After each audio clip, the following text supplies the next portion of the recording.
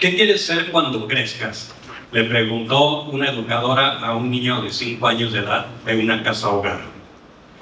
Niño, respondió, diciendo también hijo. Dijo con seguridad y dijo con mucha espontaneidad. No quería ser ingeniero, bombero, policía. Lo que quería ser era hijo. Gracias por la invitación a este espacio. Estoy muy entusiasmado, gracias al DIF Zapopan. Gracias por la acogida previa, incluso para estar aquí tuve contacto por lo menos con 5 personas del equipo del DIF y todas estas personas me dieron una relación caracterizada por el buen trato. Y como vamos a ver enseguida, el buen trato es la vacuna contra la violencia que nos aqueja. Es la vacuna contra el llamado trauma complejo. Y es algo que necesitamos producir entre los seres humanos. Yo, al estar aquí con ustedes y después de haber tenido muchas interacciones con el equipo de DIF para facilitarme estar ahora acá, recibí muchas manifestaciones de buenos tratos y eso ya me hace mejor persona. Y creo que a ese equipo también, porque el buen trato humaniza a quien lo da y a quien lo recibe. Muchas gracias entonces por eso, por su buen trato en todo ese contacto previo que me dieron ustedes. Quiero proponerles que hagamos una muy rápida encuesta. Quisiera saber quiénes estamos aquí. Y entonces, como solo me dieron 5 horas para estar exponiendo, puedo disponer todo el tiempo y vamos a hacer un ejercicio donde vamos a hacer una ronda donde nos vamos a presentar uno por uno. ¿Están de acuerdo? No. Solo para ubicarnos, quiero pedirles que levanten la mano las personas que están aquí en su calidad de papás, mamás por adopción. Y volteen a ver cuál es la tendencia, como para saber a cada pregunta. Muy bien. Levanten la mano las personas que están aquí en su calidad de familiares de alguna familia por adopción. Como más afuera. Sí, generosamente nos está apoyando ahí afuera. ¿Okay? Familiares son una parte muy importante en la adopción y que ahí tenemos una tarea, un reto, el incluirles mucho más en estos procesos, incluso desde el proceso formal de la adopción. El día de hoy solamente se hace capacitación, acompañamiento, evaluación formal a quienes van a adoptar. Valdría la pena también que los equipos técnicos abran esos espacios para poder acompañar, fortalecer, informar, sensibilizar a no solo familiares, sino a la red de apoyos parentales que va a tener esa familia el día de mañana. Voy a seguir haciendo preguntas. Es probable que vengan no solo, digamos, en un rol, sino en más roles. O sea, ¿quién pueden levantar la mano más de una vez? Levanten la mano las personas que vienen hoy en su rol de funcionariado público. Muy bien, ven a ver la tendencia. Bájenla. ¿Quiénes son del poder judicial? Levanten la mano. Había una, pero ya no está entonces. Había dos, ya no están. No veo las manos arriba. Levanten la mano las personas del poder legislativo. No hay. Híjole. Y les necesitamos en estos espacios. Hay mucho para hacer en el ámbito legislativo con relación a la adopción. Una de esas cosas es contar con leyes que nos ayuden a sacar del limbo jurídico a muchas niñas y niños. No es posible que haya muchas de ellas y ellos abandonados de hecho desde hace 5 años y que todavía no se pueda declarar jurídicamente el abandono para que se pueda consolidar la adopción. ¿Por qué? Pues porque la ley, ahorita estuvimos investigando, dice que se puede quedar abierta la búsqueda y de manera indefinida. En Guanajuato, el marco jurídico habla de que 90 días son suficientes para que si los padres biológicos no se presentan, no se hacen cargo o fallan a sus responsabilidades parentales, eso es suficiente para declarar el abandono. Entonces ahí la autoridad ha de comenzar el juicio respectivo. Sí es importante ver por la familia de origen, sí es importante hacer una búsqueda, el Ministerio Público lo tiene que hacer, pero esa búsqueda necesita tener un fin, no puede mantenerse abierta, porque alguien está perdiendo. ¿Y ese alguien quién es? Y cuando ya está en un acogimiento readoptivo o en un acogimiento familiar, también genera un desgaste muy grande en los cuidadores, las cuidadoras, y ese vínculo también se deteriora. Y al final, la experiencia del niño dice: aquí no hay vínculo, aquí hay puros vinculeros. Justo en ese momento negro. Bueno, por favor. No me arrepiento porque no es una grosería. Siempre aclaro, culero, la Real Academia Española dice que en México significa cobarde. Y la experiencia de las niñas y niños cuando trabajamos y dialogamos con ellos es esa. Es la experiencia de que las personas adultas a su alrededor no nos la jugamos por ellos, no nos comprometemos con ellos. Y entonces el Poder Legislativo tiene mucho trabajo por hacer al respecto. Levanten la mano quienes están aquí en su rol de Poder Ejecutivo, es decir, todas las instituciones, GIF, seguridad, salud, etc. Muy bien, ¿vale? Levanten la mano quien está aquí en su rol de docente, de maestra, de maestro. Sí hay. Quienes están aquí en su rol de personas interesadas en promover los derechos de niñas y niños, de adolescentes. A ver, levanten la mano quien no la levantó, para que le demos una mano. Bien, en eso hemos de coincidir, ¿no? Con eso me doy una idea con quién estoy hablando y con eso sabemos quiénes estamos acá. Y este es el tema: desafíos y oportunidades de la crianza o de la parentalidad adoptiva. Parentalidad es, tomémoslo como sinónimo de crianza. Desde el título ya hay una sugerencia. La sugerencia de que la crianza adoptiva tiene esos dos elementos: desafíos y oportunidades. Ya quienes me antecedieron estuvieron agregando información al respecto sin utilizar las palabras desafíos y oportunidades. Entonces, sobre eso que quedó dicho, a mí me da la posibilidad de ir construyendo, digamos, otra capa en el relato, en el discurso. Voy a exponer y al final daremos unos minutos para la interacción, para preguntas, reflexiones, respuestas, ¿vale? No tengo 4 horas, solo tengo 1 hora de exposición y luego 30 minutos de preguntas y respuestas. Y creo que ya llevamos como 10 minutos, ¿no? Entonces, yo egresé de la carrera de psicología hace 30 años. Y mi primer trabajo fue en un centro de asistencia social, donde atendíamos a niñas y niños menores de 6 años en situación de violencia grave. La autoridad pues tomaba el llamado de auxilio, evaluaba si había peligro, le separaba, lo llevaba a nuestro centro de asistencia, que era sociedad civil, era privado.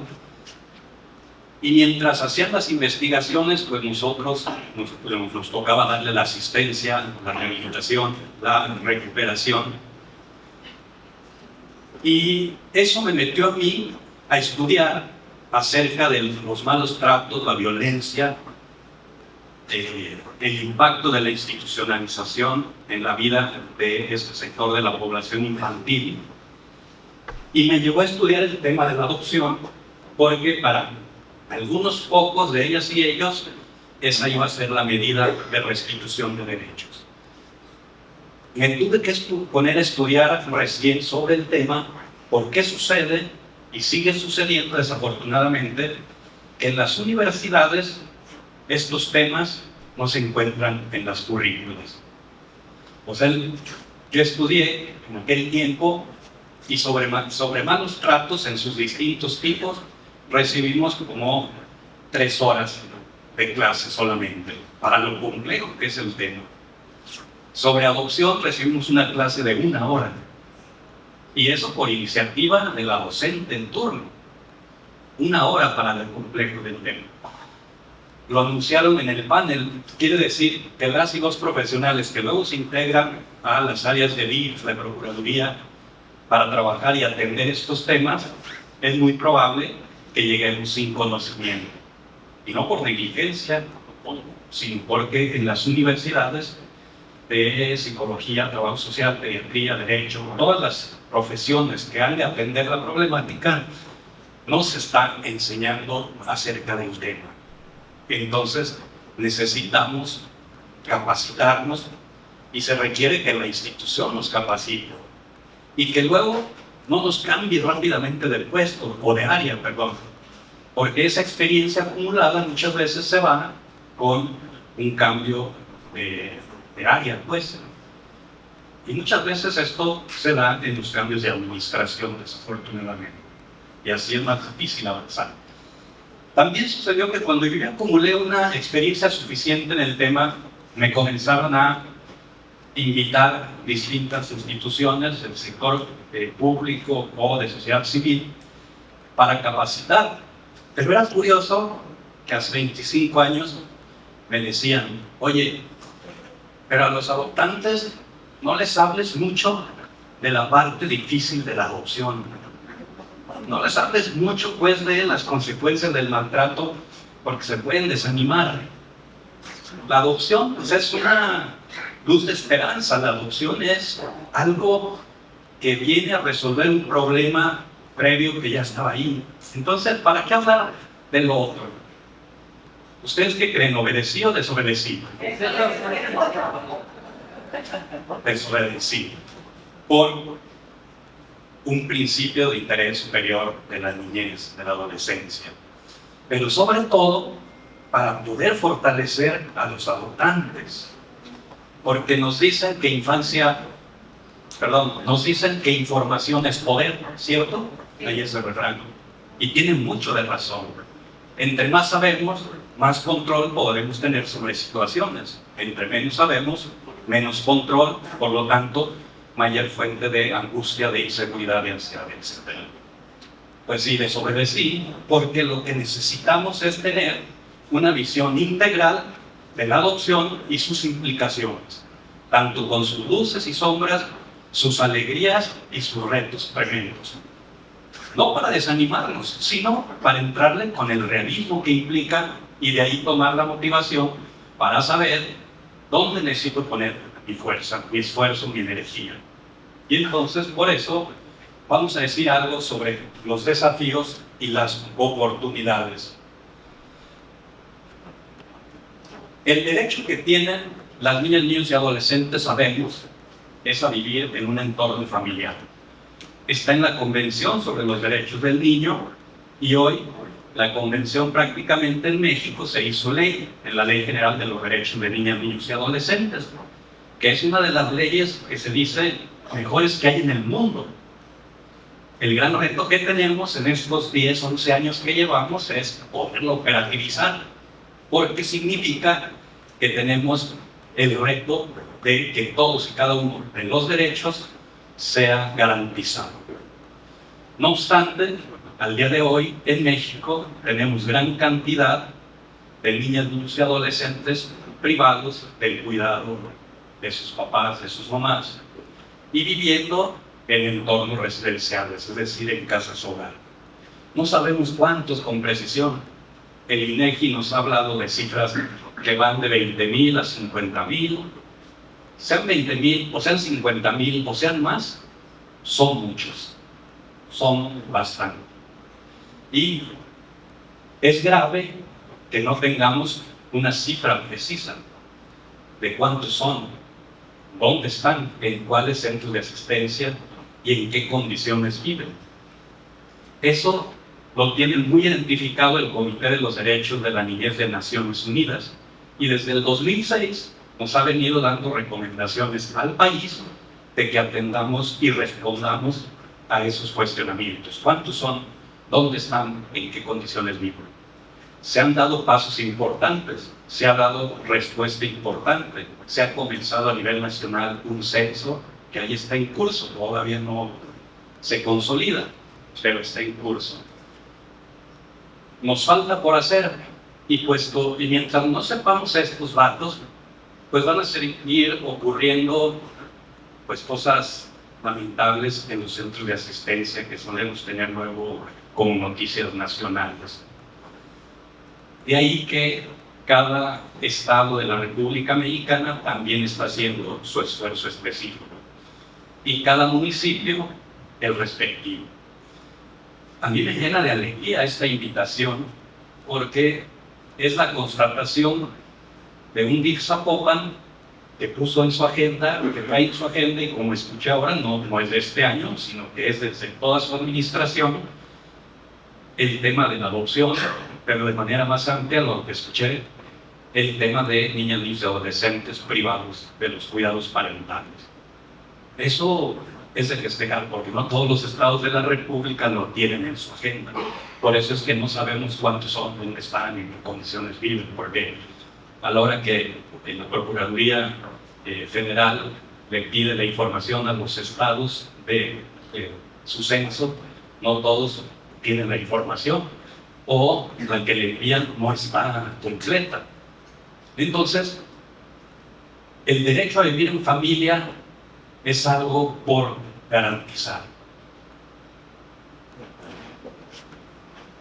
¿Qué desafíos y qué oportunidades tenemos en la adopción? Muchos.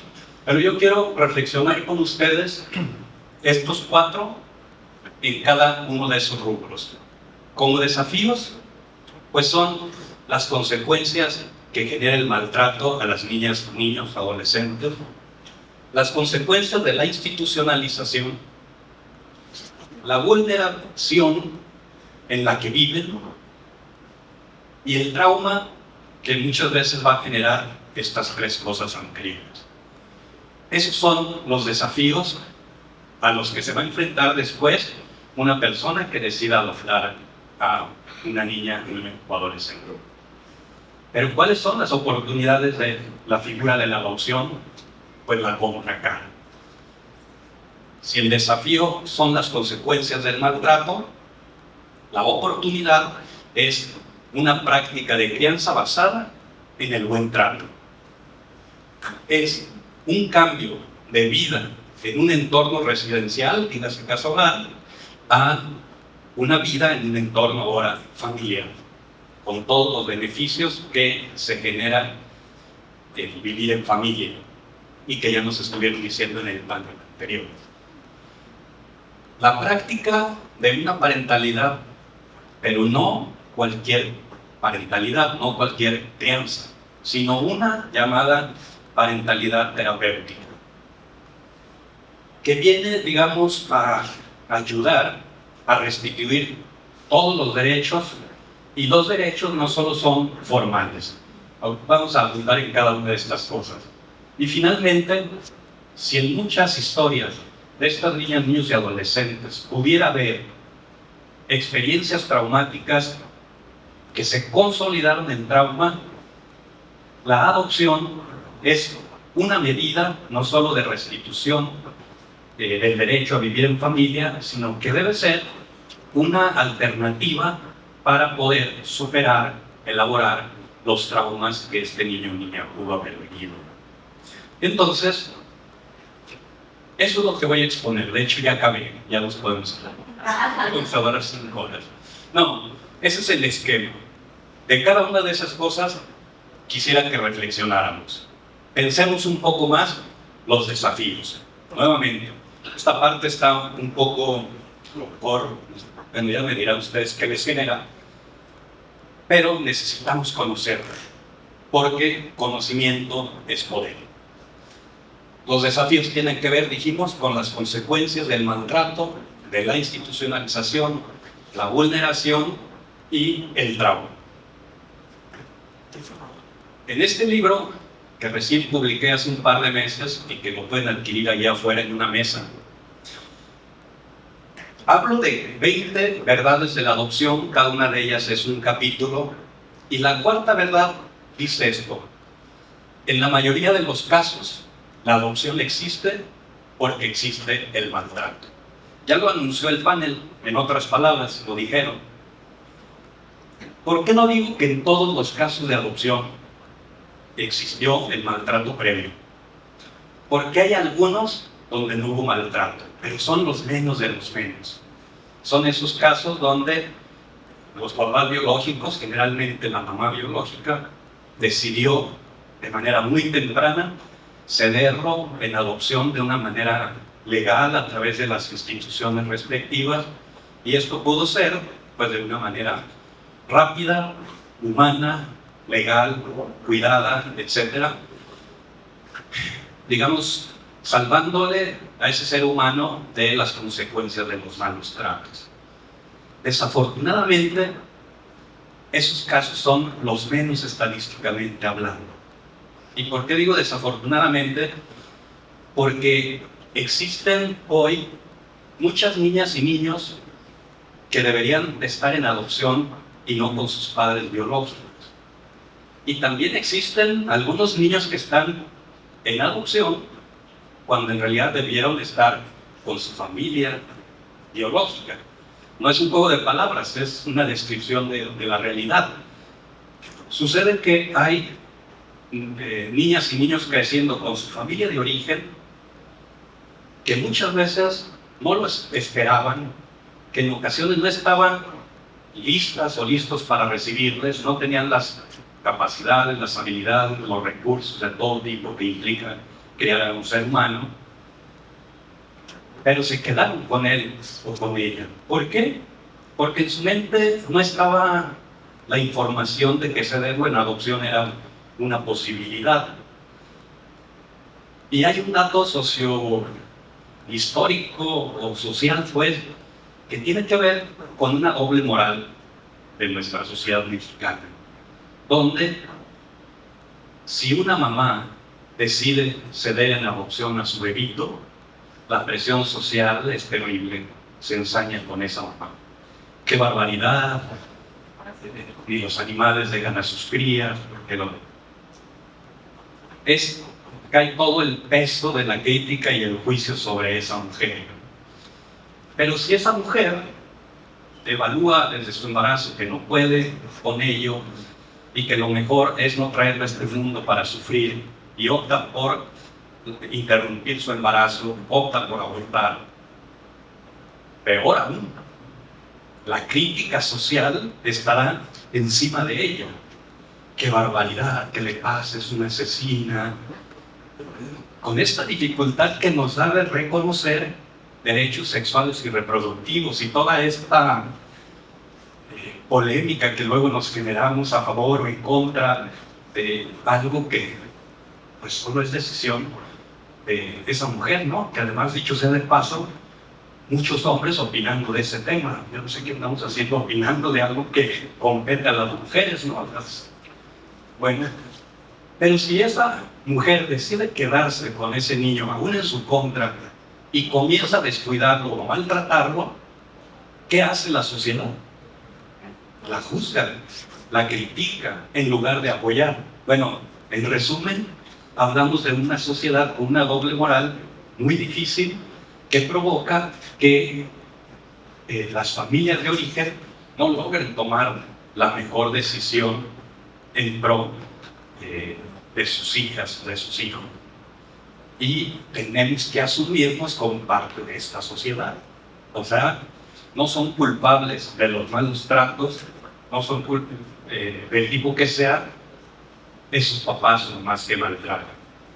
Alguna implicación tenemos como sociedad toda. Y es importante que nos incluyamos para preguntarnos qué estoy haciendo. ¿Estoy sumando o estoy restando? Esta verdad, entonces, es importante que la tengamos en cuenta, porque si yo voy a adoptar, tengo que asumir que es casi un hecho que hubo maltrato en esa historia de ese niño de 6 meses de edad que estoy adoptando, o de 5 años, o de 15, o de 17. Hay historia de maltrato del tipo que sea.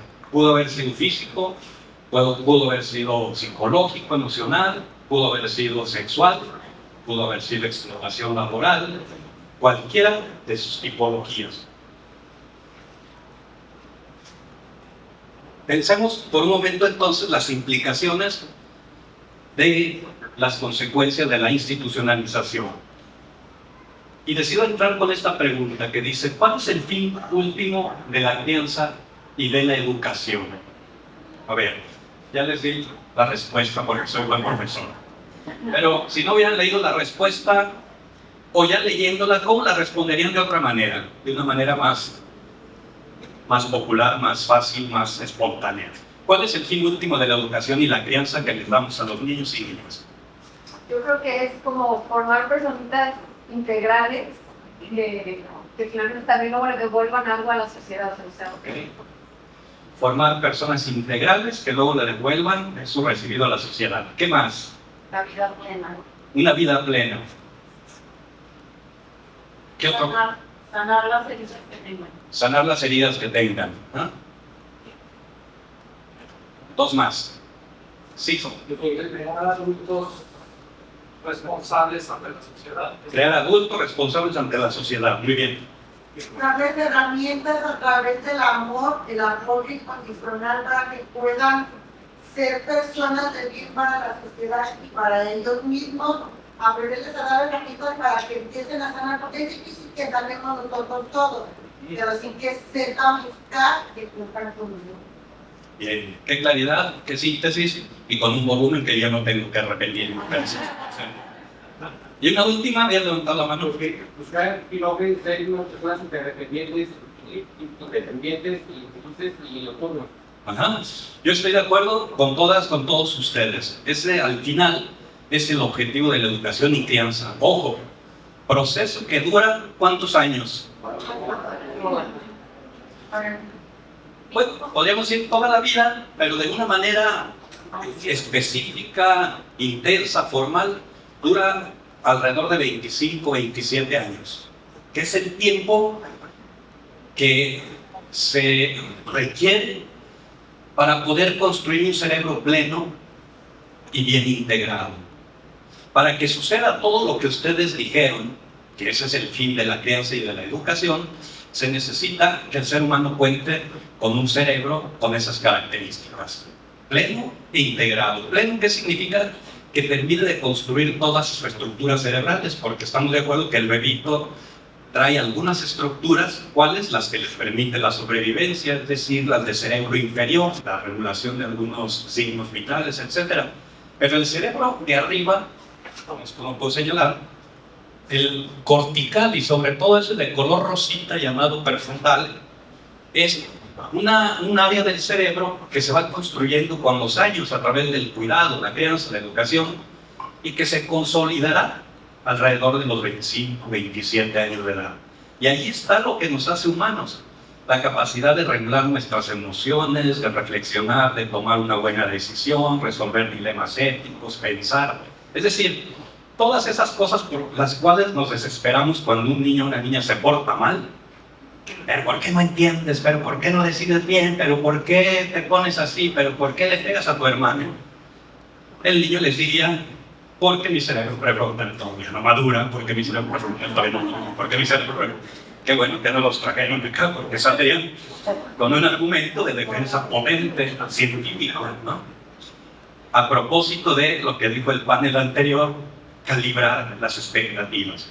No puedo pedirle a un niño de 5, 7, 15 años que dé una respuesta si su cerebro prefrontal termina de consolidarse a los 25 años. Pero la pregunta que surge ahora, ¿y cómo hacerlo? ¿Cómo construir este cerebro que nos va a permitir un ser humano como el que ustedes describieron? Lo sabemos, construyendo vínculos. pero no cualquier tipo de vínculo, sino uno que tenga esas características mínimas: seguridad, fortaleza y permanencia. Seguridad significa que la manera en que yo le acompaño va a activar sus circuitos cerebrales asociados no al estrés, sino a la seguridad, a la autoconfianza. Fuertes significa eso, que sean sólidos, gracias a la permanencia. Si hay algo que se compromete en la vida de estas niñas y niños que luego vienen a adopción, es la falta de permanencia en sus figuras de cuidado. En sus familias de origen, probablemente quienes les cuidaron iban y venían o lo hacían con una irregularidad impresionante. Después se fueron a un centro de asistencia social y ahí, por más que se le quiera garantizar vínculos de estas características, es muy difícil. ¿Cómo hacerlo si yo atiendo a 20 o a 30 niños? Y aparte, pues yo solo llego en un horario de 8 horas y luego me voy. Pero aparte, después ya me quemé, y después de 6 años me quemé en términos de estrés, ya me chamusqué, y después de 6 meses mejor ya renuncio, me voy, y llega gente nueva. No es que la gente de los centros de asistencia social no quiera construir esto, lo quiere, pero las condiciones residenciales lo hacen imposible. La pregunta entonces es: ¿en qué grado se puede lograr en una institución residencial o casa hogar lo anterior, la construcción de este tipo de cerebros, y por qué? Bueno, esto se lo pregunté en alguna ocasión a 34 profesionales de instituciones públicas y privadas encargadas de la atención de niños y adolescentes privados de cuidados parentales y que vivían ahí en ámbitos residenciales. Sí, una encuesta de percepción, pero de gente que sabe del tema, porque a eso se dedican, trabajaban ahí de manera directa, u otros eran de DIF o Procuraduría que estaban supervisando o acompañando a los niños ahí. Esto fue lo que respondieron en promedio, ¿no? Las dividimos así en esas categorías de necesidades humanas, fisiológicas, de lazos afectivos, cognitivas, sociales, de valores. Y a la hora de hacer el promedio de estas respuestas, el grupo dijo que las que mejor pueden cubrir son las fisiológicas, es decir, está garantizada la comida, baño, etc., en un 70%, no en un 100%. Y luego las más bajas, pues como era de esperarse, tienen que ver con las de lazos afectivos y sociales en un 40%, y las cognitivas y de valores o morales en un 50%. En promedio total, pues, una institución, dice este grupo, puede cubrir necesidades a medias en un 50%. El drama está en que ustedes van a recibir a una niña o un niño que viene con un déficit en cuanto a las necesidades cubiertas, y eso se va a traducir en su desarrollo. También, digamos, el drama está en que habrá algún sector de esta población que no va a tener como alternativa ni la adopción ni la revinculación a una familia, que va a crecer en un centro de asistencia, que ahí cumplirá la mayoría de edad, que de ahí regresará a la sociedad. ¿Cómo va a regresar a la sociedad si creció con necesidades de desarrollo humano cubiertas a la mitad? Pues lo podemos imaginar, ¿no? Con muchas fragilidades y con mucho riesgo de caer en cualquiera de los múltiples riesgos psicosociales que existen. A mediados del siglo pasado le encomendaron al psicoanalista John Bowlby que hiciera el primer estudio que hubo acerca de las consecuencias de la separación de las niñas y niños de sus cuidadores. Y entonces se fue por varios países de Europa entrevistando a personas que cuidaban a esta población, a muchas casas hogar, muchos centros de asistencia. Y una de las cosas que él encontró es que es algo que hoy nos parece obvio, que ante la falta de cuidados de calidad, todo el desarrollo se detiene. Eso dicho mediados del siglo pasado. los estudios han ido continuando y en este siglo XXI se ha tomado como regla general, por las observaciones y evidencias que hay, que niños pequeños, menores de 3 años de edad, por cada año que viven en una institución, pierden 4 meses de desarrollo. O sea, que alguien que se lleva a un bebé de 1 año de edad y que ahí creció todo ese primer año, no se hará expectativas de que tiene a un bebé de 1 año, sino que tiene a un niño de ¿cuántos meses? Es el recurso que usa uno cuando es malo para las restas. 8. Y este dato es muy importante porque imaginemos que ese niño no fue adoptado al año, que ahí creció 10 años y lo adoptan a los 10 años. No están adoptando a un niño de 10, bueno, sí de 10 cronológicamente, pero en términos de desarrollo están adoptando a un niño de qué edad? Poco menos de 7 años, porque perdió 4 meses de desarrollo. Por eso se desconciertan muchas veces los adoptantes. Pero es que tiene 10 años y ya debería ser más responsable. ¿Debería? Veamos su historia, veamos las implicaciones de la institucionalización. Yo estoy haciendo malas expectativas porque tiene 10 años y espero respuestas de niño de 10 años. Y bueno, no estoy juzgando ni criticando a los adoptantes. Lo que pasa es que, como yo nunca había adoptado antes y como nadie me había dado esta información, ¿cuál es el único referente de desarrollo infantil que yo tengo? Pues el crecimiento de mis sobrinos, que llegaron de manera no adoptiva y que tienen 10 años y tienen un desarrollo de 10 años. Para eso nos sirve este tipo de información, para calibrar las expectativas. Esta imagen es más elocuente, pues, ¿no? Y dice lo que acabo de describir. Es un cerebro, el de este lado, que creció en condiciones normales de un niño de 3 años. Y vean cuál es el tamaño.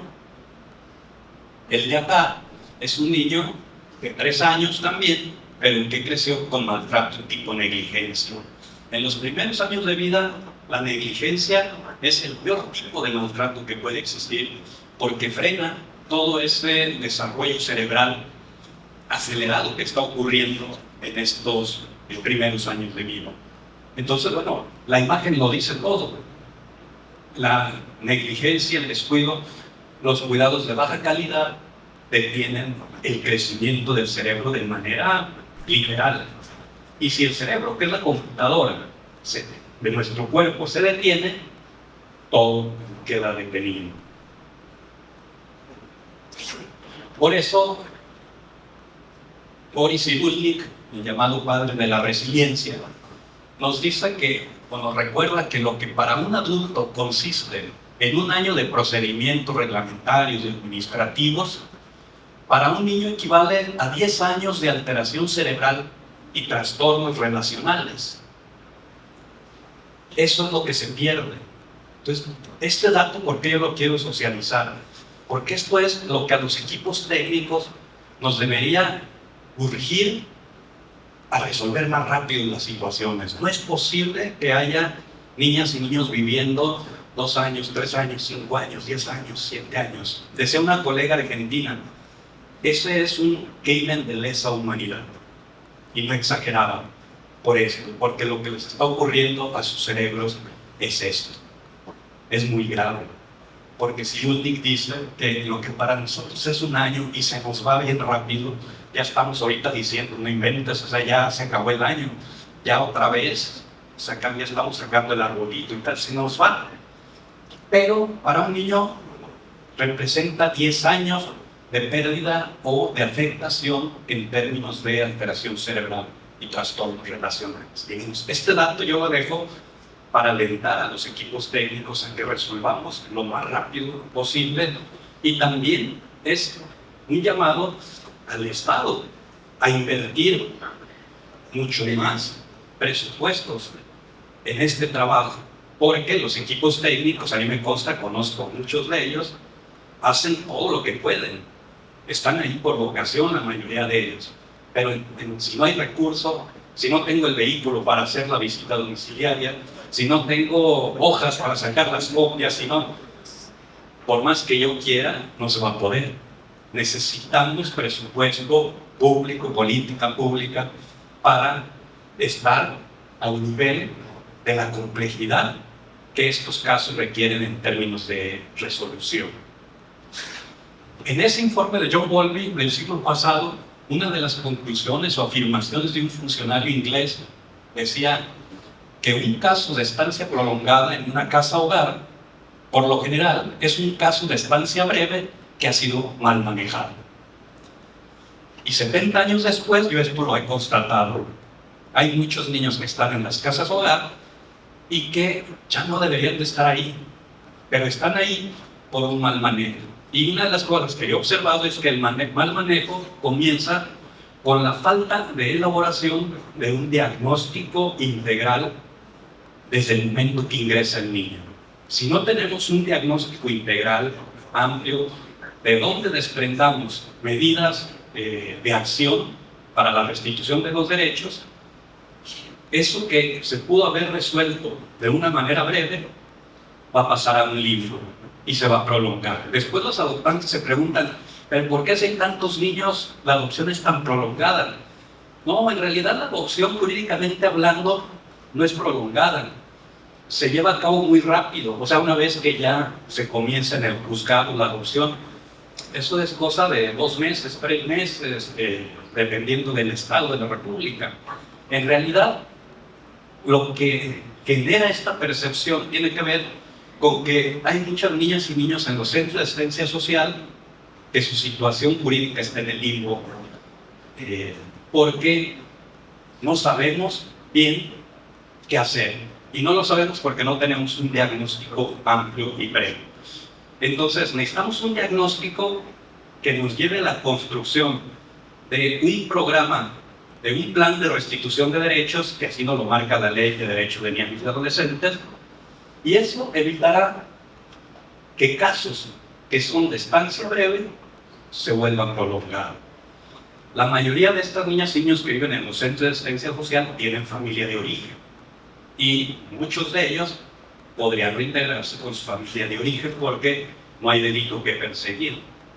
Pero si hay riesgos, ahí que se requiere, pues, para trabajar en el fortalecimiento de esa familia, cosa que no es sencilla y que requiere otra vez de mucha técnica, de mucho tiempo, de mucho esfuerzo, etc. Bueno, las consecuencias de la institucionalización están muy identificadas, ya Bowlby lo decía a mediados del siglo pasado, se afectan todas las esferas del desarrollo, y fíjense cómo lo que dijo él hace 70 años pues, se ratifica ahora. Esta es información de antier, o sea, el DIF nacional acaba de presentar el Modelo Nacional de Cuidados Alternativos. Les invito a que lo busquen, sobre todo pues, la gente de DIF, de Procuradurías, ese documento, Modelo Nacional de Cuidados Alternativos, porque nos da muchas pistas de cómo evitar que un caso de estancia corta se vuelva prolongada, y nos da líneas para la restitución al derecho a vivir en familia. Pero ahí encontramos esta información, ¿no? Consecuencias a nivel cognitivo y neurológico, es decir, de tipo físico. A nivel afectivo y emocional, está esa esfera. Hay afectación en la esfera social, hay afectación en términos de derechos humanos y autonomía. Estos niños, niñas y adolescentes que crecen en centros de asistencia no van logrando eso que llamamos un sentido de ciudadanía, o sea, no se van sintiendo personas, sujetos de derecho, porque no conocen sus derechos, y si los conocen, no han tenido la experiencia de exigirlos, y no saben dónde y cómo se exigen. Ese es un trabajo que los centros de asistencia tienen por hacer, enseñarles este ejercicio de ciudadanía, pero como vimos en aquella tabla, muchas veces el esfuerzo está encaminado en resolver lo básico, entonces no queda tiempo para estas cosas más sofisticadas asociadas a la educación. Tienen más riesgo de violencia porque han crecido en mayor vulnerabilidad y a entrar en ciclos de institucionalización, es decir, egresan de la institución, pero luego vuelven a entrar. Esto no quiere decir que el cuidado alternativo residencial sea malo o no deba de existir. Es necesario, pero tiene, digamos, su pertinencia. En ese estudio Bowlby nos decía que el cuidado residencial en casas hogar siempre debe evitarse en menores de 6 años. Es adecuado para niños de estancia breve entre 6 y 12 años. También para adolescentes, tanto de estancia breve como en algunos casos de estancia prolongada, y también es indispensable para muchos niños con dificultades de adaptación. No lo dice en ese estudio John Bowlby, pero si pensamos estancias breves, no deben rebasar los 6 meses. Si por aquello de que por cada año se pierden 4, entonces por 6 se pierden 2. Entonces, ¿cuál es lo menos? Pues lo menos que podamos, ¿no? Porque desde que ingresa ya está perdiendo, digamos. La medida de cuidado alternativo, acuérdense, pues es algo subsidiario. Idealmente, como alguien dijo en el panel, no debería de existir, como idealmente no debería de existir la adopción, porque eso significaría que no existió el maltrato. O, en todo caso, la adopción existiría para esos otros casos donde alguien no puede y lo cede a otra persona, y así evita, digamos, las consecuencias del maltrato e institucionalización. Bueno, el maltrato genera también algunas afectaciones de manera muy parecida. No me voy a detener demasiado, y como ya me cansé de la voz, les voy a pedir que a los de atrás me ayuden a ver esa diapositiva. Una disculpa por poner letras tan chiquitas, sé que tendremos una pantalla más grande, de todos está mal, no hay que poner letras tan chiquitas. Pero lo que quiero decir con estas es lo mismo de lo anterior. Hay afectaciones a nivel de cerebro inferior, es decir, cerebro emocional reactivo, y van a aparecer en ese sentido trastornos de las capacidades sensoriales. Son estos niños que yo lo adopté a los 6 años y es muy brusco, es la palabra que usamos, ¿no? Es que en la escuela siempre tienen problemas porque otra vez ya empujó a una niña, y cuando uno habla con el niño dice, pero es que yo no lo hice de adrede. Sí la empujé, pero yo no lo hice de adrede. Y ya platicando más, pues es que yo no sé qué me pasa, es que yo no me puedo frenar. Es que sus capacidades sensoriales, así de todos sus sistemas, todos sus sentidos, quedaron trastocadas. Bueno, hay a todos esos niveles, ¿no? Deficiencias en el reconocimiento y manejo de las emociones, trastorno de la empatía, la exigencia de memorias emocionales traumáticas, etc. Y a nivel de desarrollo cortical racional superior, pues igual, se va a detener el desarrollo, y entonces habrá dificultad para calmarse, para procesar las emociones, para representarse a sí mismo y asumir las consecuencias de sus actos. A estos niños hay que enseñarles mucho el pensar antes de actuar, porque eso queda muy comprometido. Hay que enseñarles mucho el efecto causa-consecuencia. Muchas veces hacen cosas, se robaron algo de otro niño y van a mentir. No, yo no fui. O quebrarán un vidrio con un balón. No, yo no fui. Bueno, en ocasiones harán cualquier otro tipo de cosa considerada inadecuada por nosotros y nos van a decir, no, yo no fui. Y uno pensará, está mintiendo. A veces sí, pero en otras ocasiones simplemente queda comprometida esta causa-consecuencia que todavía no la tienen muy precisa. Pero pudiera estar 2 segundos a la mayor. Sí. Ahí. Ajá.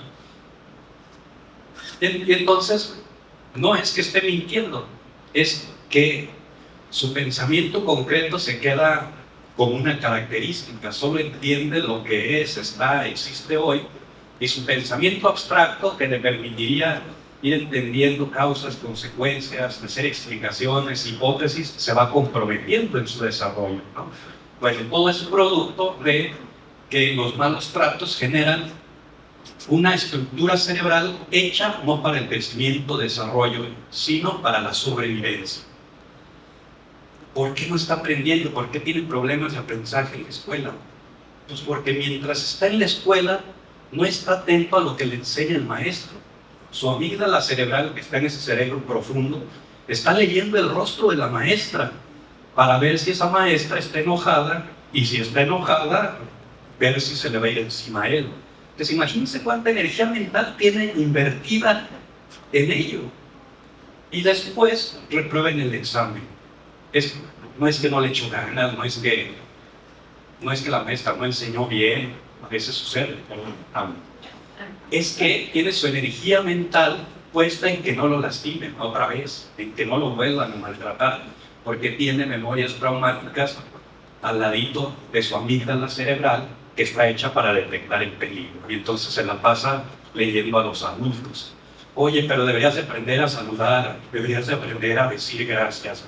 Cuando llegamos a la casa de los amigos, wow, él tiene cosas más urgentes. Llega a esta casa con esta desconocida y lo que el niño está haciendo es de reojo escanearla para ver si tiene cara de pocos amigos, porque si tiene una cara que le recuerda, no que ella sea buena o mala, que a él le recuerde gestos de quien le maltrató, entonces este niño se va a ir, no va a saludar, tal. Nuevamente, esto es importante saberlo porque de lo contrario vamos a hacer interpretaciones inadecuadas sobre los comportamientos. Sí. Con respecto a esto, ¿hay algún momento en la vida de estos niños que tienen estas consecuencias de donde se va a nivelar ese sistema de supervivencia? Sí, escuchando la pregunta, ¿está allá? No. La pregunta es que si hay un momento en la vida de estos niños en que si esto se va a superar, se va a elaborar, tal. La respuesta ahorita rápida es sí. Esta es la oportunidad de la adopción. La respuesta es sí, y no es un asunto como de esperanza al aire. Es un asunto científico. Nos dice el sí la llamada plasticidad cerebral. O sea, este cerebro que estuvo conformado para la sobrevivencia en el caos, la violencia, etc., conforme entra en interacción ahora con una familia bien tratante, va generando nuevas conexiones sinápticas que van conformando un nuevo cerebro, con una estructura ahora ya no hecha para activar estrés y para estar a las vivas para ver cómo vaya, sino que va a ir aumentando su confianza en el ser humano, en las personas. Entonces, sí, la respuesta corta es sí, y ahorita voy a decir algunas razones más por qué sí. Entonces, rápidamente, ¿de qué dependen las consecuencias de la privación de los cuidados parentales o de las crianzas deficientes de las que vienen estas niñas y niños que ustedes podrían adoptar? Depende de la edad del bebé, del niño o niña en el momento de la separación. Entre más pequeño, pues más grave las consecuencias. De la naturaleza de sus experiencias antes de la separación. Si antes de separarlo ya su vida era maltratante, pues las consecuencias van a ser peores a la hora de separarlo, ¿no? Depende de la duración de la separación, depende de la medida en que se encuentran las figuras de cuidado. Es decir, si cuando se le separa y se le lleva al centro de asistencia social, en ese centro de asistencia social hay personas muy capacitadas, sensibles y demás, pues entonces las afectaciones van a ser menores. Pero si desde la separación no se cuida la manera en que se hizo, en ocasiones, esa sí puede ser fuente de trauma. A lo mejor el maltrato que vivió en su familia de origen ni siquiera devino en trauma, pero sí puede generar trauma una separación no cuidada, violenta, no anunciada, insensible. Depende de la presencia de circunstancias traumáticas que rodeen la separación misma o que compliquen la experiencia inmediatamente posterior a la separación, y también de la naturaleza de las experiencias de la niña o niño después de terminar el periodo de separación. Si después de que regresa, fue separado y luego regresa con su familia de origen o una familia adoptiva, estas tienen unas competencias para la crianza altas y las condiciones para ejercerlas, pues las consecuencias van a minorar, ¿no? Van a ser mucho menores. Pero si se revincula con su familia de origen y no se trabajó con esa familia y sigue con las mismas incompetencias parentales, pues las consecuencias van a ser negativas. Entonces, abonémosle más a tu pregunta. ¿Cuáles son las oportunidades? Decíamos que las oportunidades tienen que ver con buen trato, familia, restitución de derechos y resiliencia. Con todo lo que dije, quedan anunciadas las oportunidades. Solo voy a hacer entonces los subrayados. Pero primero es importante que no viemos esto. Hay prácticas de crianza con hijos, hijas, adoptivos o no.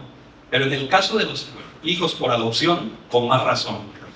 Hay que evitar amenazarles con que te voy a dejar. Desafortunadamente todavía solemos ver en el día a día, ahí en el centro comercial, un niño de 2 años haciendo pataleta y sus papás diciendo, pues si no te paras ahí te quedas, y se va. O sea, amaguen con dejarle. Eso es terrible. Es terrible para un cerebro humano infantil que está estructurado evolutivamente hablando en la historia para garantizar la cercanía de sus cuidadores. Cuando yo amago con dejarlo, afecto su cerebro, porque le va la vida en tener cerca a su figura de cuidado. Si eso sucede con cualquier niña o niño, en el caso de uno que ya vivió separaciones, maltratos reales, más grave. Y en ocasiones, desafortunadamente, la desesperación de los adoptantes, escuchamos decirles, y si no te portas bien, ya le voy a hablar a Raquel, el DIF, para que venga por ti. Te voy a llevar otra vez a la casa hogar. Y lo decimos muy rápido, como muy por arriba, sin ver la trascendencia. Tiene mucha trascendencia, no lo hagamos. También evitemos el uso de métodos autoritarios. Gritos, regaños, castigos, porque eso solo activa circuitos cerebrales asociados a sobrevivencia, que son de los que ella viene. Los que necesitamos activar son los de seguridad, los de confianza. Entonces, y además, por una cuestión formal, el jalón el pellizco, jalón de cabello, nalgada, chancletazo, está prohibido en México ya. Eso que nos hicieron a nosotras ya está prohibido en la ley. Entonces, también por eso hay que evitar. Castigo corporal humillante está prohibido. ¿Sí? No, pero por ejemplo, un niño que tiene un retraso sobre su desarrollo, justo por esta falta de estimulación, ¿no? Que presenta este tipo de situaciones que uno puede identificar que sufrió, no sé, cómo puede llegar a creer. Pero justo por su retraso, nosotros piensas que integra la sociedad, que vaya a la escuela, que puede ser y todo eso. Yo puedo controlar esto en casa, ¿cómo? ¿Qué tan recomendable es? Yo lo mandé a la escuela, lo mandé no sé, al centro social, donde a lo mejor yo no lo puedo controlar, que pueda afectar por Sí. Por eso es muy importante cosas que estuvieron diciendo en el panel y que yo subrayo algunas. No va a alcanzar nunca, con hijos adoptivos o no adoptivos, la crianza solamente en hombros de papá y mamá o 2 papás y 2 mamás. Eso es muy poco. Para criar se requiere todo un equipo, toda una comunidad, toda una tribu, dicen en África.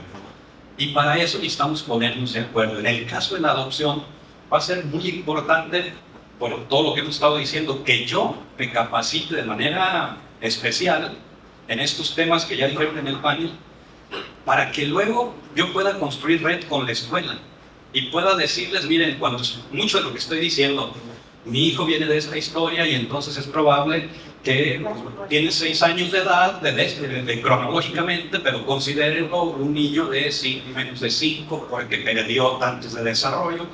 Y entonces, en algunas esferas ustedes lo verán muy maduro, como muy de su edad cronológica, pero en otras, como estas, van a ver que todavía se ve como chiquito, obedece a su historia y tal y tal. ¿Cómo lo manejamos en casa si le sugerimos a ustedes tal?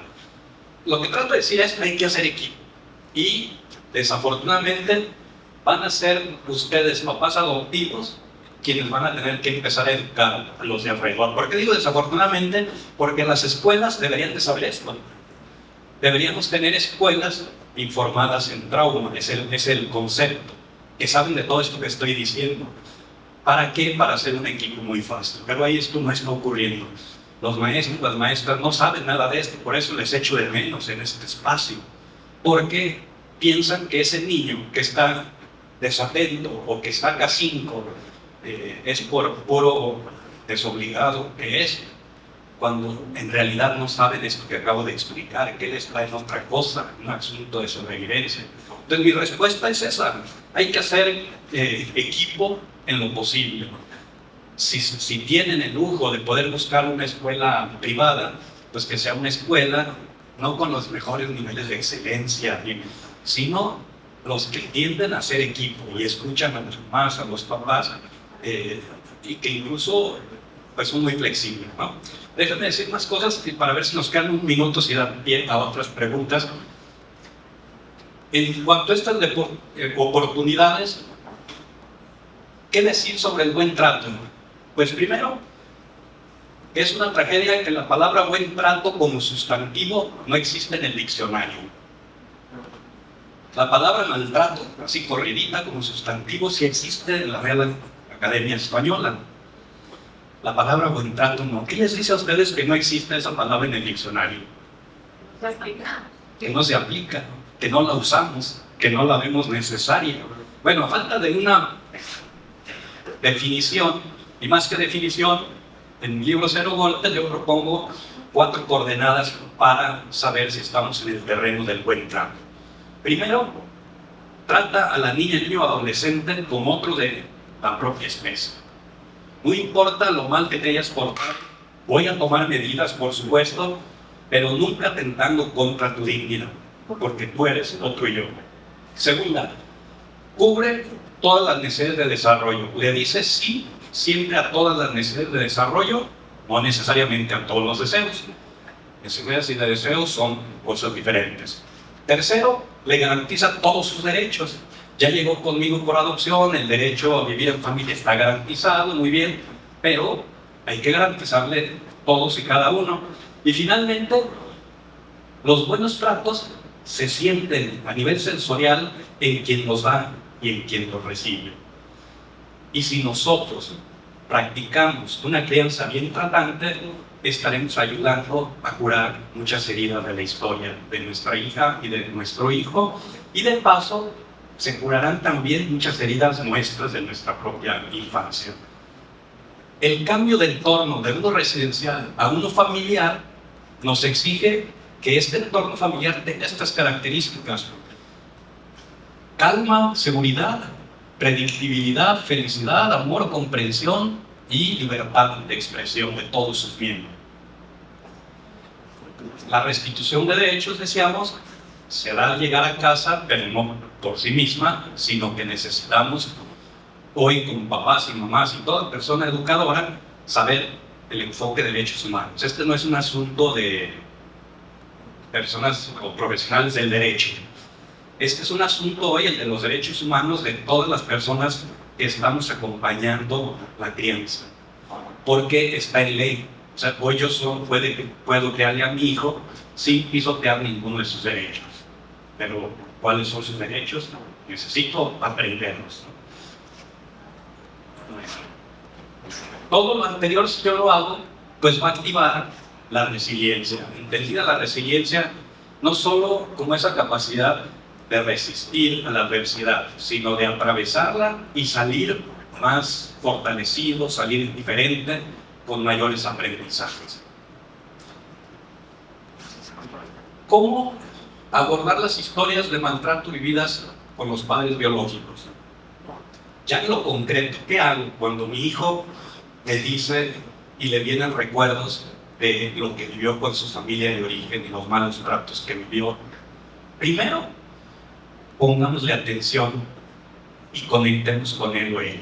Cuando digo esto es, si en una de esas empieza a contar, suelto el teléfono, dejo lo que estoy haciendo, me siento y le digo: ven, cuéntame, ¿qué onda? Porque este compartir no va a estar abierto de manera permanente, se abre por momentos, y cuando se abre hay que estar ahí. Y si en ese momento yo tenía una reunión virtual con no sé quién, le digo a fulano: oye, aguántame, nos regendamos porque tengo acá algo muy, muy importante. lo reagendo y le digo a mi hijo, a ver, cuéntame, sentémonos aquí, ¿qué pasó? Entonces, que me estuve acordando que tal y tal. Bueno, eso va a generar emociones a veces tristes que nos van a dar como la tentación de decirle, bueno, pero ya olvídate de eso quedó atrás, ya tienes una nueva vida con nosotros de aquí en adelante. No taponemos, en ese momento más bien es escuchar y alentar la expresión. A ver, ¿y qué más? ¿Qué más quieres decir? ¿Qué estás sintiendo? ¿Qué estás pensando? Y una vez que nos platica, validamos y acompañamos su emoción y sus recuerdos. No lo juzgamos, no lo criticamos, no minimizamos. Simplemente le decimos, órale, pues ya entiendo por qué estás tan triste. Y después le ayudamos a que vaya construyendo una narrativa sobre eso divino, para que finalmente le ratifiquemos nuestra disponibilidad. Oye, es un privilegio para mí que me cuentes algo tan personal y cada vez que quieras hacerlo, aquí estoy. No todas las experiencias traumáticas se van a convertir en un trauma. Este colega Guerrero nos regala este diagrama muy sencillo de algo que es muy complejo y me permite decirlo rápido. La fórmula para que haya un trauma tiene que ver con un evento traumático que genera emociones desagradables, miedo, rabia, asco, tristeza, vergüenza, culpa u otras, más el silenciar lo ocurrido. O sea, no hay posibilidad de que el niño hable de eso feo, de eso desagradable que está sintiendo. Por lo tanto, no puede construir una narrativa. O sea, no puede nombrar lo que está sintiendo, pensando, recordando. Y es ese no construir narrativa lo que le impide integrar lo sucedido. Y el trauma es eso, la dificultad de integrar experiencias adversas y entonces se quedan con memorias dispersas, digámoslo así, en el cerebro profundo. Para que eso no ocurra, pues hagamos lo anterior que expliqué acá. Y bueno, para no ir terminando porque me da mucha tristeza, solo decir que necesitamos habilitarnos al máximo para poder practicar una parentalidad con efectos terapéuticos. Esto no quiere decir que ustedes, papás, mamás, por adopción, tengan que hacer la licenciatura en psicología o carrera fin y después posgrado en psicoterapia. No, significa que tienen que informarse, capacitarse en estos temas que ya dijeron en el panel: neurociencias, teoría del apego, efectos de la violencia, de la institucionalización, la resiliencia, etc., para que puedan ayudarle a superar el trauma que traiga o los traumas que traigan sus hijos. Eso es la parentalidad terapéutica. Y 3 recursos, digamos, fundamentales para ello: la permanencia nuestra con los hijos, la regulación de sus emociones, porque si hay algo que se ha afectado en su vida es la autorregulación. Vienen de entornos de caos y entonces no los pudieron regular emocionalmente. Eso es algo de lo que ustedes van a tener que hacer mucho, ayudarles a regularse, y para eso sirven las rutinas, sirven los límites. Y les dejo finalmente 5 sugerencias ante los retos de la parentalidad adoptiva en el día a día. El primero: considerar que no existe el niño malo. Se está portando mal, sí, pero no es que sea malo. Lo que existe es un niño que creció en un mal entorno y que tuvo que aprender a sobrevivir en la violencia, el caos y la adversidad. 2. Cambiar la pregunta ¿qué le pasa al niño, niña o adolescente? ¿Por qué se porta de tal manera cuando su conducta está siendo inadecuada?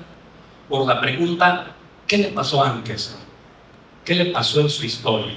Esta segunda pregunta nos lleva a lo profundo y nos da mayor comprensión de su comportamiento que ahorita está teniendo. Tercera, capacítate y prepárate en todo lo que sea necesario hasta lograr llevar a cabo una parentalidad terapéutica. Cuarta, no vivas la crianza en solitario o aislamiento. Construye una red de apoyo. Ya dijimos, 1 o 2 personas es muy poco para crear a un ser humano. Y si viene de adversidad, muy poco. Necesitamos construir una red con familiares, con amistades, con la comunidad y sus grupos que tienen. Quinta, observa más allá de la conducta de tu hija o hijo. No te quedes nada más en tratar de explicar por qué se porta así de mal. Sepamos que la conducta es la punta del iceberg. Lo que motiva ese comportamiento inadecuado está debajo del agua y es el grueso. Yo tengo que echarme el clavado debajo del agua para saber qué es lo que motiva su comportamiento inadecuado. ¿Por qué? Porque su cerebro prefrontal a él todavía no le permite entenderse a sí mismo. Soy yo quien le ha de prestar mi mente para que él pueda ir construyendo su propia mente que le permita entenderse a sí mismo. Y finalmente le regalo este mensaje. Lo más importante es la parentalidad adoptiva. Habrá ocasiones en que no sepas qué decir o qué hacer. No importa. Si no sabes qué decir, no digas nada. Más importante que lo que le digas es que lo escuches, que lo acompañes en su momento emocional, que le hagas sentir que lo que le sucedió antes de llegar contigo es algo de lo que puede hablar a tu lado y que no fue culpable de tal cosa, sino víctima de la circunstancia. Y como la crianza es larga, si me equivoqué en lo que le dije o le hice, siempre voy a tener la posibilidad de remontar, de componer el camino. Y esas son mis redes sociales. Si quieren seguirme, síganme. Si no quieren, no, pero son las 5.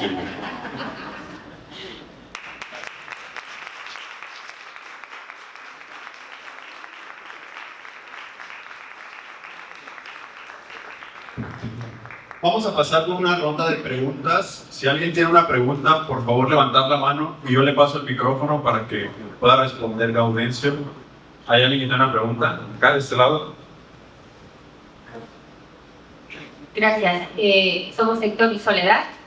Tenemos un niño de 20 años, una niña de 15 y una niña de 12. Todos son adoptados. Cada hijo es distinto. Mucho de lo que usted nos está platicando el día de hoy coincide con uno de ellos. Con los otros dos no. Bueno, tenemos dos preguntas. Uno, ¿es normal? O sea, tenemos una hija caótica. El tema es, yo he tenido la pregunta es, sí le entiendo, sí sé que sufrió, sí sé que le dolió, sí sé de su historia, que es muy dura. Pero ¿cómo protejo a esta mamá para no ser un costal de box de ella? ¿La mamá eres tú? Sí. ¿Cómo me protejo? Me protejo, sí. Ajá. Aquí me remito a esta parte que les comentaba. Si hay algo que quedó comprometido en el desarrollo, fue la capacidad de autorregulación. La capacidad de autorregulación emocional pues tiene que ver con esta inhibición de los impulsos, con ir aprendiendo a manejar de manera adecuada la propia agresividad. Agresividad entendida diferente como violencia, ¿no? La agresividad es la energía vital con la que todos seres humanos nacimos, es la adrenalina, digamos, ¿no? La violencia es otra cosa, es un mal uso del poder, un mal uso de la agresividad y esa es aprendida. La autorregulación ayuda a ir haciendo un adecuado uso de la agresividad, pero cuando, digo, no conozco el caso de ustedes, pero me permite decirle a todo el público que cuando los primeros meses o años de vida estuvieron caracterizados por el caos, por la violencia, por la negligencia, tal, la conformación de estructuras cerebrales asociadas a la autorregulación quedó comprometida. Y entonces va a ser más difícil que conforme voy avanzando yo pueda manejar mi propia frustración. Y entonces uno de los principales retos que tienen ustedes como adoptantes es ayudarle a eso, a que vaya ganando capacidad para autorregularse. Y ahí la pregunta es, ¿cómo le enseñamos? Ahí, tenemos que buscar cosas concretas, porque no alcanza con decirle, ya cálmate, ¿no? Porque ¿quién rayos se ha calmado diciéndole ya cálmate? Nos enojamos más, ¿no? No, hay que enseñarle recursos para que se autorregule. Por ejemplo, enseñarle a respirar, enseñarle a hacer respiraciones profundas. Cuando esto comenzó desde pequeñitos, llegan adolescentes con mucha capacidad de autorregulación. En el preescolar les enseñan de manera juguetona, con la vela y la flor, ¿no? ¿Cómo es? ¿Quién se la sabe? Bueno, la Él iba a decir al revés. Huele la flor, sopla la vela. Entonces hacen respiración y lo hacen juguetonamente, ¿no? Aprenden a respirar. Bueno, ya más grandes no les gusta el juego. Basta con que les digamos, como en educación física, inspira por la nariz, infla la panza, deténlo ahí y sale. Cuando les enseñamos recursos de este tipo, toma un vaso con agua rápido, mójate la cara, los brazos, porque en ese momento estás caliente, mira una foto divertida, escucha una canción. Cantidad de recursos que puede haber para que se autorregulen, ellos van ganando capacidad de freno, de regulación. Entonces, mi respuesta concreta es: necesitamos ayudarles a hacer, a contar con recursos concretos para la autorregulación. Porque si la pregunta es ¿y qué hago cuando ya está fúrica y se vino encima de mí? Pues ahí sí la respuesta es: córrele, enciérrate, haz lo que tengas que hacer. Si tiene una talla menor a la tuya, deténlo, frénalo. Hay muchas veces que necesitamos contener físicamente, y ahí hay un principio del Comité de los Derechos del Niño de Naciones Unidas, que el principio siempre será el mínimo de fuerza por el menor tiempo posible. Pero, si hay que frenar. A ver si va de acuerdo. Quiero entender que no necesariamente te refieres a la cuestión física, ¿no? O sea, que cómo se protege como mamá para que no sea lastimada. Obviamente entendemos que no es adrede de los hijos, ¿no? Como personas, porque también pues el trabajo es con nosotros. ¿Cómo nos recomendarías que como mamá se proteja para poder ayudar, darle esas herramientas, pero sin que sea lastimada? Sí, correcto. Lo que pasa es de que de repente no es que golpee o que insulte, sino que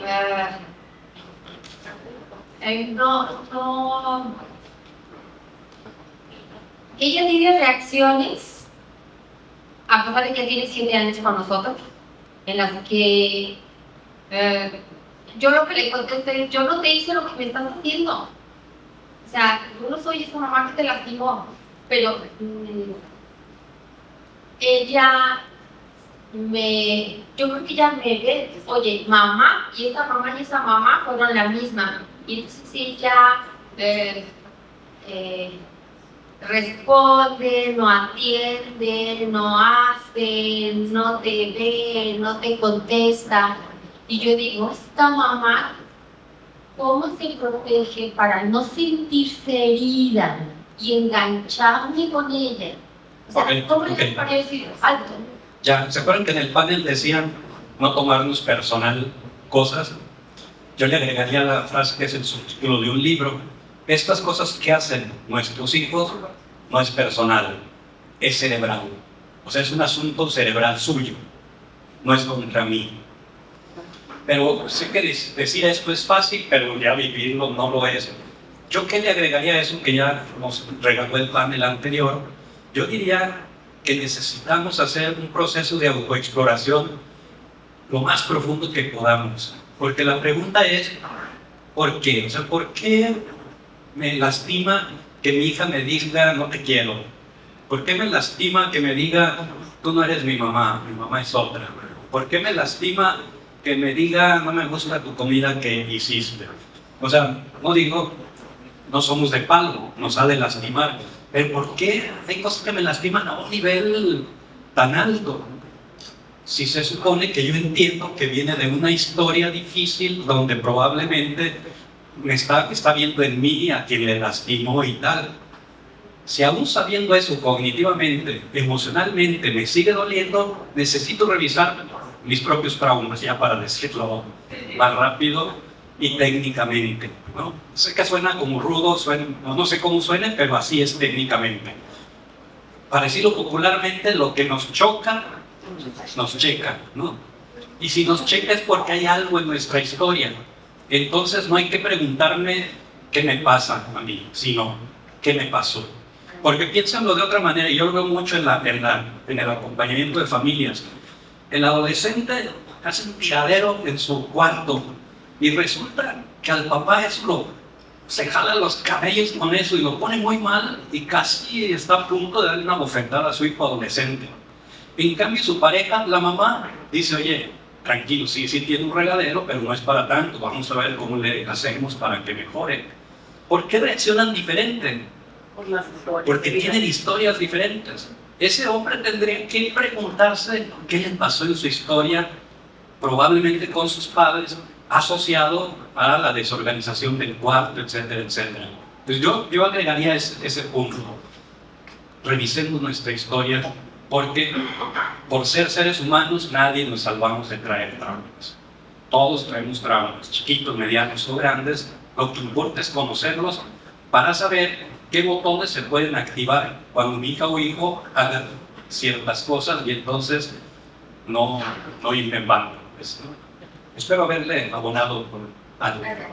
Muchas gracias por la pregunta. ¿Hay alguien más que tenga alguna pregunta? ¿Alguien que levante la mano que quiera preguntar otra cosa? ¿No? ¿Nadie? Bueno. A lo mejor estoy muy rudo entonces. Buenas tardes. Hola. Bueno, yo soy de la porcentaje pequeñito que recibió a nuestro hijo desde el día 1. Entonces, de repente, no sé, a veces no tengo comparativo como para decir que es normal, todo normal. Pero sí es bien tosco, sí es como que sí tiene muchas actitudes que yo digo, bueno, pero si está conmigo desde el día 1, entonces, ¿qué tanto es mío? ¿Qué tanto no tuvo maltrato? ¿No tuvo toda esa parte? Y me cuesta mucho trabajo a mí como decir qué me corresponde a mí o qué es lo que ya trae o cómo, o sea, y cómo, eso de ahí entiendo, pero me da mucho de trabajo porque Dios está conmigo desde que nació. Sí, bueno, no quiero generar angustia, pero ustedes preguntan, entonces quien busca encuentra, dicen. O sea, una cosa que se viene como investigando y descubriendo en los últimos tiempos en cuanto a teoría del trauma se refiere, es que desde la vida intrauterina ya se van generando memorias sensoriales. O sea, no son memorias de imagen, son memorias de sensorio. Y cuando la mamá gestante vive mucho estrés, por ejemplo, pues a través de la placenta se puede el estrés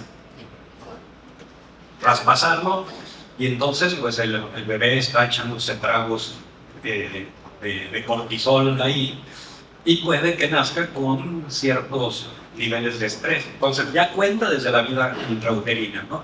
Pero, ojo, ¿qué hacer? Yo les diría, independientemente de la historia, a lo que yo me remitiría es a garantizar los buenos tratos en la crianza. Por lo que dije a lo mejor muy rápido, porque si fueron los malos tratos lo que les constituyó una estructura cerebral de un tipo hecha para sobrevivir, lo que ahora necesitamos es una estructura cerebral que esté hecha para la seguridad, para la confianza en sí mismo y en los demás. ¿Y cómo se crea ese nuevo cerebro?